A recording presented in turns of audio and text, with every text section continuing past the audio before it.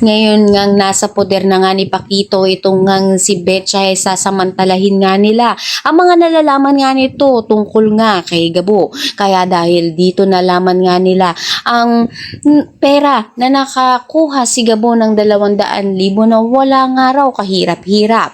Kaya ipinagpautos nga nito na Paquito kay Django na alamin nga kung saan nga nakakakuha ng pera itong si Gabo. Kaya dahil dito ay may ipit nga ang mga kaibigan ni Gabo dahil paaaminin nga nito kung saan nga ba nakuha ng pera si Gabo. Kaya sasaktan at pahihirapan niya nga ito.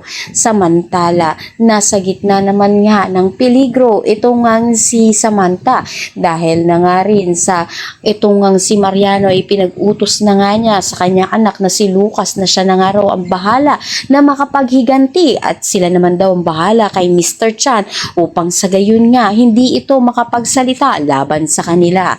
Samantala itong nga si Gabo ay humingi na nga ng tulong kay Paps upang tulungan na nga siya na makahingi ng pera para sa gayon nga makatulong siya sa mga nangangailangan dahil kailangan niya sa loob nga lang ng kulungan ang hirap ng buhay, ngunit sa labas pala ang tunay na hirap ng buhay na araw-araw daw nitong makipaglaban. Kaya naman pakatutukan nga natin dito ang pakikipagtulungan ni Paps kay Gabo. Ang lahat ng yan abangan natin. Maraming salamat sa inyong panood.